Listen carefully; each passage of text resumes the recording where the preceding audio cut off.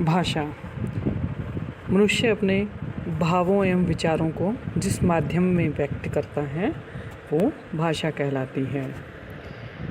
बात करते हैं भाषा के लिखित रूप की, जिसे लिपि कहा जा सकता है।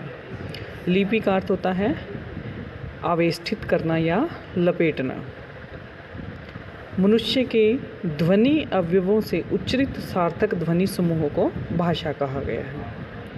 आरंभ में भाषा को सुरक्षित रखने का एक ही साधन था कि उसे याद करके रखा जाए, लेकिन बाद में भाषा को कुछ चिन्हों के माध्यम से प्रकट करने की ओर मनुष्य का ध्यान गया।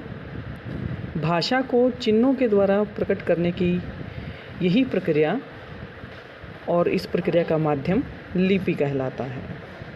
मानव सभ्यता के इतिहास में पहले भाषा का विकास हुआ, उसके पश्चात लिपि का विकास हुआ। लिपि शब्द है संस्कृत की लिप धातु से बना है, जिसका अर्थ है आवेष्टित करना या लपेटना। अतः लिपि वाणी की उच्चरित निराकार ध्वनियों को अपने अंदर लपेटकर साकार रूप देती है। दूसरे शब्दों में अगर हम बात करें तो किसी भाषा की ध्वनियों को लिखित रूप में प्रकट करने के लिए जो चिन्ह प्रयोग किए गए वे सामूहिक रूप से उस भाषा की लिपि कहलाते हैं। इस प्रकार हम कह सकते हैं कि अपनी व्यक्त वाणी को सुरक्षित रखने के लिए, उसे दृश्यमान बनाने के लिए, लंबे समय तक उसे संभालने के लिए जिन लिखित चिन्हों का, रेखाओं का, चित्रों आदि का आविष्कार हुआ उसी को लिपि कहा गया है। वस्तुतः लिपि अंकन है। इससे तात्पर्य लिखित चिन्हों की उस व्यवस्था से है जिसके द्वारा भाषा को रूपायित किया जाता है। लिपि का सामान्य अर्थ है लीपना, आवरण देना, मंडित करना। बात करते हैं भारत की प्राचीन लिपियों की। भारत में लिखने की कला का विकास बहुत प्राचीन काल से ही हो चुका था। सिंधु घाटी की खुदाई में प्राप्त पुरातत्व विषयक खुदाई सामग्री से उस काल की लिपि का पता चलता है। विद्वानों ने यहाँ से प्राप्त ध्वनि चिन्हों को सेंधव नाम दिया है। सेंधव यानी कि सिंधु से संबंधित। इस लिपि का समय 1500 ईस्वी पूर्व के आसपास माना जाता है। यही लिपि सबसे प्राचीन लिपि है। सिंधु घाटी की इस लिपि के अतिरिक्त भारत में आर्यों के आगमन के उपरांत दो अन्य लिपियों का प्रचार हुआ, एक खरोष्ठी और दूसरी ब्राह्मी। इस प्रकार प्राचीन काल में जिन लिपियों के प्रमाण हमें प्राप्त होते हैं वे तीन ही लिपियां हमें मिलती हैं: सेंधव लिपि, खरोष्ठी लिपि और ब्राह्मी लिपि। इनके अतिरिक्त भी जैनों के समवाय सूत्र में 18 लिपियों का वर्णन मिलता है। इसी तरह बौद्ध ग्रंथ ललित विस्तार में 64 लिपियों का वर्णन मिलता है। बात करते हैं हम इन लिपियों के बारे में विस्तार से पढ़ेंगे।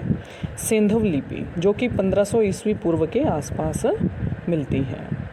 भारत में लिपि का प्राचीन रूप सेंधव लिपि के रूप में प्राप्त हुआ है। इसके प्राचीनतम नमूने सिंध प्रांत के मोहनजोदड़ो और पंजाब प्रांत के हड़प्पा नामक स्थान की खुदाई से प्राप्त हुए हैं। इस खुदाई में कुछ मोहरें, सिक्के और अन्य पदार्थ प्राप्त हुए जिन पर लिपि चिन्ह अंकित थे। इन लिपि चिन्हों को ही सेंधव लिपि का नाम दिया गया है। हिरास, ग्लेडन, स्मिथ, हंटर आदि विद्वानों ने इन लिपि चिन्हों को पढ़ने का प्रयास किया, परंतु किसी को सफलता नहीं मिली। यानी कि अब तक ये जो चिन्ह है ये सभी चिन्ह पढ़े नहीं गए हैं। इस लिपि की उत्पत्ति के संबंध में अनेक मत हमारे सामने आते हैं। हेरांस का, जॉन मार्शल का, तो इन्हें द्राविड़ मूलक माना है। इस लिपि को इन्होंने द्राविड़ मूलक माना है। डॉक्टर प्राणनाथ तथा ब्रेटले इसका संबंध सुमेरिया लिपि से जोड़ते हैं। कुछ विद्वानों ने ऐसा भी माना है कि इस लिपि को सिंधु घाटी के आर्य लोगों या असुरों ने आविष्कृत किया। आधार सूत्रों के अभाव में यह सभी मत कल्पना पर आधारित है, प्रामाणिक नहीं है। सिंधु घाटी की लिपि भाव ध्वनि मूलक लिपि है।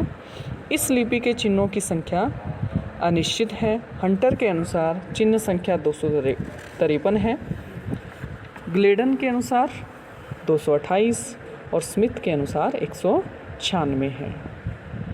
बात करते हैं खरोष्टी लिपि की। डॉक्टर राजपली पांडे का मानना है कि ये जो खरोष्टी शब्द है ये दो शब्दों से मिलकर बना है, खर धन ओष्ठ।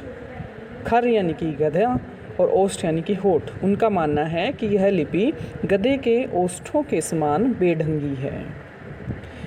तक्षशिला के समीपवर्ती स्थान शाहबाजगढ़ी और मानसेरा में अशोककालीन कुछ शिलालेख प्राप्त हुए हैं, जिनकी लिपि खरोष्टी से कुछ मिलती जुलती है।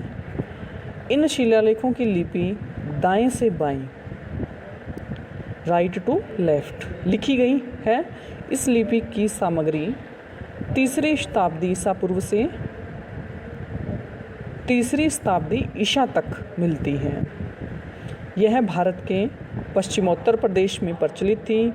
इसके कुछ अन्य नाम भी हैं, बैक्ट्रियन, इंडो बैक्ट्रियन, काबुलियन, बैक्ट्रोपोली, आर्यन आदि नाम प्रचलित है, परंतु खरोष्टी नाम ही अधिक प्रचलित हुआ। इसके नामकरण और उत्पत्ति के संबंध में अनेक मत हमारे सामने आते हैं, जो इस प्रकार हैं। डॉक्टर राजबली पांडे के मत को हम सुन ही चुके हैं कि उनका मानना है कि यह लिपि गधे के ओष्ठों के समान बेढंगी है। और इस लिपि एक अन्य मत है कि इस लिपि के जो आविष्कारक थे उनका नाम खरोष्ट था, इसी से इस लिपि का नाम खरोष्ठी पड़ा। डॉक्टर प्रजिस्लुकी का विचार है कि खर की खाल पर लिखे जाने के कारण इसे खरपृष्ठी कहा गया और संस्कृत में यही शब्द खरोष्टी हो गया। खरपृष्ठी, पृष्ठ यानी कि पीठ एक तरह से, तो इसका नाम खरोष्टी, खरपृष्ठी से खरोष्टी हो गया। एक अन्य मत के अनुसार खरोष्ट नामक प्रांत में प्रचलित होने के कारण इसका नाम पड़ा, परंतु ऐसे प्रांत के विषय में प्रमाण उपलब्ध नहीं होते।